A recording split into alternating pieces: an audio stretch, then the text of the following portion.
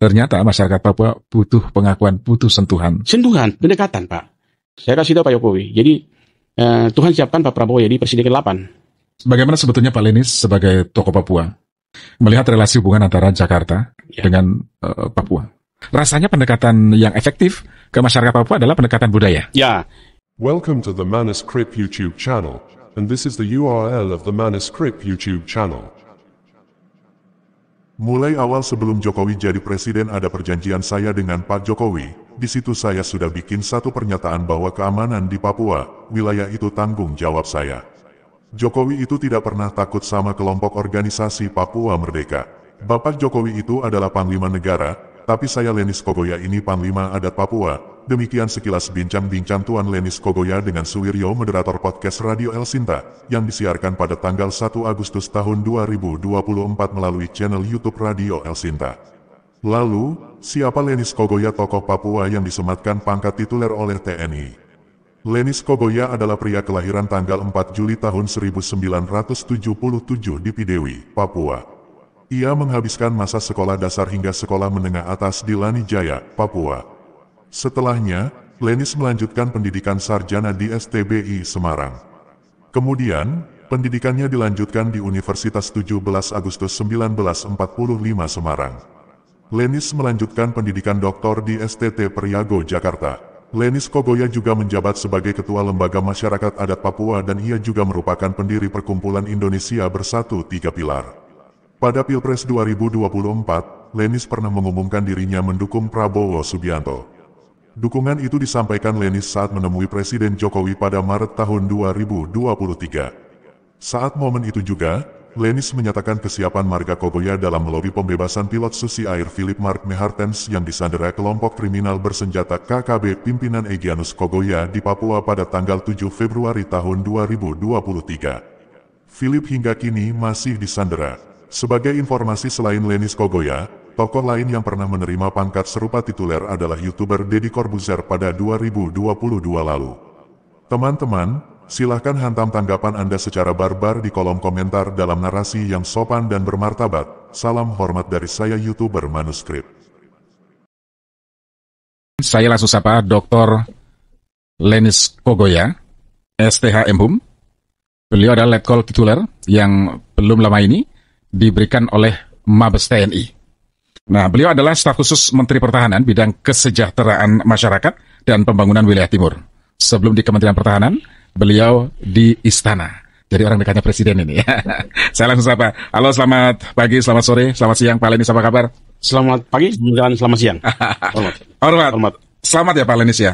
Belum lama ini anugerah letkol tituler ya dari Mabes TNI. Ya, Pak. Ini pakai seragamnya sudah seragam TNI, luar biasa. Oke. Gimana ceritanya Pak Lenis sampai mendapatkan anugerah letkol tituler dari Mabes TNI? Ini seliting dengan Deddy Corbuzier ya?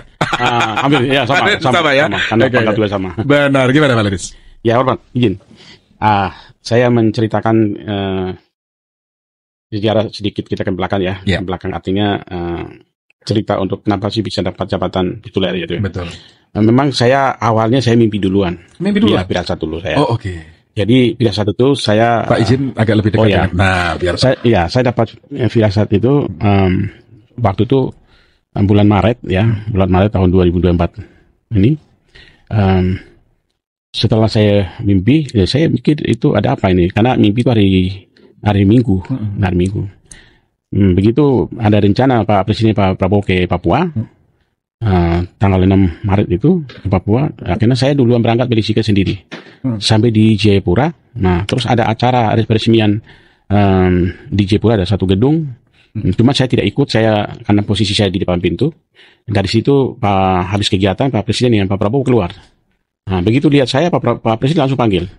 Begitu lagi sedang kami salaman, berjalan beberapa menit sedikit, Pak Prabowo langsung peluk saya. Oke, ya, sebentar. Saya situ dia. Bagaimana Presiden cara memanggil Pak Lenis ketika itu? Pak Lenis ini begitu. Oh begitu. Ya. Biasa saya begitu ya, maksudnya karena sudah terbiasa gitu ya. Sudah kenal terbiasa, gitu ya. Biasa. Karena saya kan kalau kegiatan di lapangan begitu, saya tidak pernah duduk tenang di tempat acara, karena saya harus keluar di pantauan di keamanan. Jadi memang kebiasaan di lapangan saya di undangan sangat orang lapangan betul. Iya, jadi walaupun ada kursi duduk dengan presiden ini, tapi saya tidak. Saya pasti di lapangan, jadi untuk di pintu atau kemana-mana daerah-daerah yang rawan saya berdiri di situ. Pas saya ada di luar dipanggil.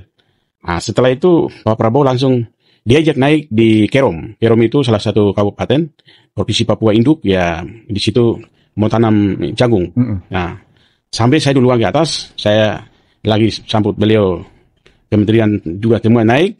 Ya saya jemput beliau sampai di lapangan. Nah itu daerah-daerah di situ kan istilahnya daerah jauh dari kota lah ya. Tapi kami jaga kontrolnya masyarakat, akhirnya beliau tiba. Setelah tiba Pak Prabowo langsung pegang saya langsung. Peluk saya langsung, dipegang saya tidak mau lepas. Keliling itu pegang tangan saya terus. Sampai setelah itu beliau kasih saya ada satu, ada saya bawa tapi ada di mobil. Itu kayak koin tapi di belakangnya ada tulis saya ada bintang 3, baru ada Garuda. Beliau kasih saya di tangan begini. Nanti saya kasih jabatan tituler gitu. Ya, jadi kamu jadi tentara gitu. Oh, saya kaget dari situ. Ini intinya sini karena saya kasih. Wah, saya juga kaget. Kok bisa gitu? Ya, saya kayak mimpi karena udah mimpi kan. Aduh Tuhan, kalau memang ini rencana Tuhan jadi sudah lah. Gitu. Nah, sampai pas kegiatan selesai, pas mau balik begini, Pak sudah masuk di mobil. Di mobil ini posisi Pak Presiden ada di mobil. Pak Prabowo masuk di dalam mobil. Kepala saya masuk juga. Jadi anggaplah kami 3 orang jadinya. 3 orang situ. Setelah itu baru saya mimpi, saya kasih tahu, Pak, ini saya mimpi Tuhan bertunjuk saya bahwa untuk presiden ke-8 ini nanti Pak Prabowo ya di presiden ke-8, Pak. Saya sudah kasih tahu Tuhan. Jadi waktu itu kapan itu kejadiannya? Itu sebelum Pilpres. Sama sekali belum ditetapkan untuk calon. Sebelum calon, memang saya sudah petunjuknya di situ. Jadi saya sudah kasih tahu Pak Presiden di mobil, kepala saya di luar, tapi beliau juga di mobil. Saya kasih tahu Pak Jokowi. Jadi Tuhan siapkan Pak Prabowo jadi presiden ke-8. Nah, Pak Jokowi akui aja gitu. Jadi saya doakan Pak Prabowo jadi presiden. Gitu saya langsung saya Pak Jokowi di situ di mobil. Itu belum ada calon juga waktu itu belum. Agak kaget nggak Pak Jokowi? Kaget juga, Pak. Kaget. Akhirnya apa yang disampaikan Pak Jokowi ketika dengar langsung dari Pak Jokowi ya? Iya, Pak Jokowi mengatakan ya hanya senyum-senyum aja gitu ya. Ya karena selama saya dengan Pak Jokowi periode pertama kan memang awalnya kan saya bawa Jokowi ke Wamena, ke Papua, ketemu bapak saya doakan jadi presiden. Jadi jauh sebelum jadi presiden, Pak Jokowi sudah dengan saya. Sudah didampingi Pak Lenis. Ya. Sampai di wali kota dengan saya. Oh, wali kota Solo? Ya. Itu pun saya ketemunya di Lesehan, di rumah makan Lesehan. Lesehan itu ya, di warung Lesehan. Iya, pertama kali itu. Di mana? Di Solo. Iya. Ada yang telepon saya, suruh ketemu. Saya datang, beliau lagi sedang makan Lesehan di situ. Jadi katanya dia biasa makan situ katanya. Tapi saya datang ketemu di Salamin. Saat itu Pak Lenis apa? Masih kuliah? Waktu saya selesai, Pak. Jadi ceritanya waktu di Papua itu kan orang perang terus. Orang perang terus. Jadi bapak saya itu pesannya harus menyampaikan pesan perdamaian. Tidak boleh bunuh-bunuh. Kalau bunuh tidak akan selesainya. Jadi harus menyampaikan pesan perdamaian gitu. Akhirnya di Papua itu kan daerah Puncak Ilaga, terus di Mika itu kan perang terus setiap hari perang terus. Perang antar suku maksudnya? Antar suku dengan kelompok OPM juga, bunuh dengan orang pendatang gitu. Jadi bapak saya itu suku dan OPM ini beda? Beda, perang adat beda dengan kelompok OPM ini untuk masalah politik beda. Kalau kelompok adat ini ada perang juga dengan OPM? Oh tidak, dia tidak. Perang dengan antar suku. Oh, antar suku saja. Kalau OPM dengan tentara gitu ya? Ya, tentara. Oke. Nah, akhirnya saya kan daerah sana kan luas. Jadi saya tidak bisa turun lapangan. Akhirnya saya bikin lagu Papua Damai Negeriku. Sebanyak lagu-lagu saya bikin lagu. Oh, gitu. Iya, baru yang menyanyi anak saya. Nah, kami edit di Solo. Di tempatnya Pak Jokowi. Baru kami syuting di Solo. Nanti kapan lagunya kita putar di sini. Boleh. Nah, jadi lagu perdamaian kita bikin. Saya ditelepon. Ada telepon. Ketemu di warung situ Lesehan, tapi siapa yang telepon saya datang. Jadi itu menggambarkan bagaimana sosok Pak Lenis yang membawa misi damai, begitu ya? Damai, iya. Pesan dari orang tua juga. Iya, bapak saya bilang dia kalau orang Papua bunuh orang pendatang itu dia kadang nangis itu, kasihan kenapa kau bunuh gitu. Bapak saya nangis kadang. Kalau Pak Lenis dari suku? Saya suku Dani. Suku Dani ya. Iya, suku Dani. Ini salah satu suku terbesar di Papua ya. Iya. Suku Dani. Jadi Pak Lenis ini kepala suku juga dong berarti di sana? Saya kepala suku Tanah Papua. Wah, iya. Luar biasa. Karena kami turun-temurun, Bapak. Saya di gunung itu ada sebutan namanya Ginialo. Bahasa daerahnya Ginialo. Artinya, di gunung itu Ginialo artinya panglima perang. Itu panglima perang sebutannya Bapak saya. Jadi turunnya ke saya. Jadi saya dipanggilnya panglima perang, Bapak. Oke, Pak Lenis. Bagaimana sebetulnya Pak Lenis sebagai tokoh Papua? Sebagai kepala suku di sana, panglima perang di sana, dan sekarang berada di dalam pemerintahan. Yeah. Melihat relasi hubungan antara Jakarta, dalam hal ini pemerintah, Presiden ya, pemerintah pusat, dengan Papua, masyarakat Papua. Ya. Ya, saya mungkin bisa membedakan ada 2-3 sisi ya. Sisi pertama antara relasi antara pemerintah dan pemerintah. Ya, di sini awal-awalnya ini pemerintahan yang hubungan relasi itu sudah agak putus. Tetapi ketika Jokowi masuk, dia dengan bersama dengan saya udah mulai nyambung. Contohnya yang nyambung contohnya adalah mulai awal sebelum jadi presiden itu ada perjanjian saya dengan Pak Jokowi bahwa di Danau Sentani perjanjian saya secara langsung bahwa kalau Presiden Jokowi jadi presiden di depan itu harus presiden ke Papua 1 tahun paling tidak 3-4 kali. Itu. Terus 3-4 kali ke Papua dan harus prioritaskan pembangunan wilayah timur. Nah, akhirnya terjadi. Setelah beliau jadi presiden, setiap tahun ke Papua. Di situ saya udah bikin satu pernyataan bahwa keamanan di Papua wilayah itu tanggung jawab saya. Akhirnya relasi itu udah bangun komunikasi. Ini salah satu contoh bangun komunikasi pendekatan. Itu namanya pendekatan. Pak Jokowi lakukan. Pendekatan yang kedua, secara psikologis sebagai siapapun ya manusia ya pasti takut ya. Tapi Jokowi itu tidak pernah takut sama kelompok masyarakat kita yang dibilang OPM. Ini beda sekali. Kenapa? Daerah Duga itu orang bilang itu Duga itu markas. Terus Jokowi berani. Pertama saya dengan Jokowi, kami masuk ke daerah lewat Timika, kami ke Duga langsung Bapak. Itu kami tidak turun di bandara, tidak. Ini bikin orang lagi sedang bikin jalan, di situ sepatu lagi parkir, kita parkir helikopter di situ, gila itu kami betul. Iya, baru dari situ jalan kaki pasar. Tidak ada orang. Nggak ada jaga, cuman kami pakai helikopter, saya dengan sekmil kami udah duluan. Jadi misalnya oleh istilah militer tuh, nanti penembakan pertama nanti saya dengan sekmil yang mati. Gitu. Jadi saya memang sudah kayak terlatih sebelum jadi ini udah terlatih, Pak. Jadi Anda mengakui betul nyalinya Presiden Jokowi ya? Iya. Keberaniannya ya? Nyali, berani. Wih, pasar tempatnya rawan begitu masuk, Pak. Tapi dengan saya masuk. Kami dua masuk dalam itu. Masyarakat sambutnya bagus. Aneh lagi. Paru-paru ajak lagi. Nah, kita naik motor, Pak. Berdua. Iyo. Pak Lenis yang nyetir? Tidak. Jadi ajaknya itu kayak mulai dari Wamena. Naik motor, naik ke jalan baru Pak Presiden bangun dari Wamena ke Duga. Yang pakai motor. Jadi waktu itu Panglima Pak Sipurian. Pak Sipurian tanya kasih tahu saya begini, Pak Lenis, saya ini Panglima Papua. Kenapa Pak Lenis tidak kasih tahu saya, Pak Lenis amankan OPM yang mana, gitu kan? Ini daerah rawan masuk ini, saya bilang. Baru saya bilang, Panglima saya bilang begini, Bapak, ya Bapak Panglima negara, tapi saya ini Panglima adat Papua, apalagi ini saya Panglima perang. Akhirnya dia, ya hormat. dan ternyata memang aman ya. Memang. Akhirnya saya bilang, jadi biarkan dulu, saya jalan nih. Kami setelah naik ke bawah, jadi setelah itu aman-aman aja gitu. Jadi walaupun daerah merah, udah di TNI mereka takut juga, tapi saya berani bilang, tidak, tanggung jawab saya.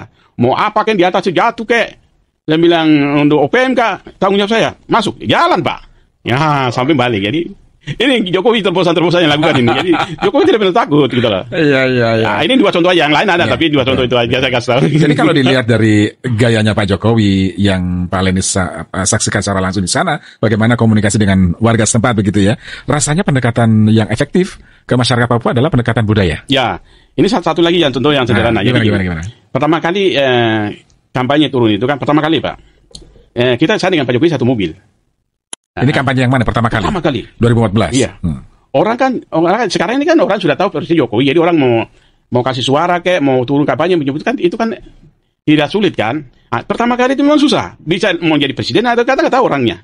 Tapi saya keyakinan saya harus jadi presiden. Akhirnya saya ajak pakai mobil kami 2 sendiri Pak. Berdua? Iya, satu mobil. Kami masuk di pasar namanya Pasar Para namanya, di Sentani. Kami beli sayur. Orang tahu kalau itu calon presiden? Oh, tahu. Calon presiden. Pas calon presiden Bapak. Nah, ke pasar turun. Terus masuk lagi pasar Parah di kota. Kami keliling. Nah, beliau tuh kalau pas kita jalan, ada anak kecil dengan ibu satu dia berdiri di situ, baru berteriak, baru nangis. Saya bilang Pak Jokowi tiba-tiba lalu kasih mobil di jalan, tapi tiba-tiba mobil berhenti kan, hampir tabrak dari belakang Pak. Pak Jokowi langsung minta turun berhenti begitu. Langsung turunkan, baru kaca kasih turun, baru panggil ibu itu datang. Dia peluk sampai Jokowi pernah gigit, ibu gigit tangan ini berdarah di sini. Tangannya Jokowi digigit sama? pernah digigit. Kenapa digigit? Karena dia rasanya apa ya, sedih, nangis dia, nangis. Okay. Jokowi bisa ketemu anak-anak gendong ini, kita tiba-tiba berhenti baru panggil kan. Jadi saking dia senang, nah kita gigit tangannya. Iya, tetap saya ketawa-ketawa di mobil aja. Saya bilang, jadi itu dia. Jadi Jokowi pendekatan terus kami ajak lagi ke Asmat. Asmat juga? Iya, itu Asmat itu paling poyo itu di masyarakat kampung. Kami ke sana, Pak Jokowi gendong semua anak-anak itu baru dia kasih nama Jokowi gitu ya. Jadi senang lagi. Jadi ngeri. Pendekatannya ini luar biasa Pak Jokowi. Itu saya akui itu. Iya, kita pernah punya presiden Kiai Haji Abdurrahman Wahid yang juga melakukan hal yang sama begitu. Dan sekarang Pak Jokowi mungkin dengan cara yang berbeda begitu ya. Karena masing-masing presiden punya ciri khas sendiri dalam pendekatan. Tapi dari semua itu yang kita lihat dan yang kita pahami adalah ternyata masyarakat Papua butuh pengakuan, butuh sentuhan. Sentuhan, pendekatan Pak. Yang rasa kedamaian itu bagian dari situ Pak. Rasa aman. Karena begini, kepala rumah tangga itu presiden Bapak. Kalau logika pikiran saya. Betul. Gubernur itu kepala rumah tangga, bupati kepala rumah tangga. Kepala distrik, kepala rumah tangga. Kepala kampung, kepala rumah tangga. Bagaimana dia bisa kasih makan, bisa jaga rasa damai kepada rakyat itu sendiri. Kata kuncinya cuma itu. Jadi kalau pemimpin itu tidak rasa damai kepada masyarakat, ya bisa Pak. Izin apa saja. Itu muter. Tapi kalau ada orang Jawa di situ, cepat sekali dia kasih apa. Apa perbedaannya orang Papua dengan Tidak ada diskriminasi ya? Kesulitannya luar biasa saya menghadapi oleh pemerintah daerah orang asli Papua daripada orang pendatang ada di sana. Friends, before continuing, please support, like and comment on this video, and don't forget to subscribe to this YouTube channel. God bless us all.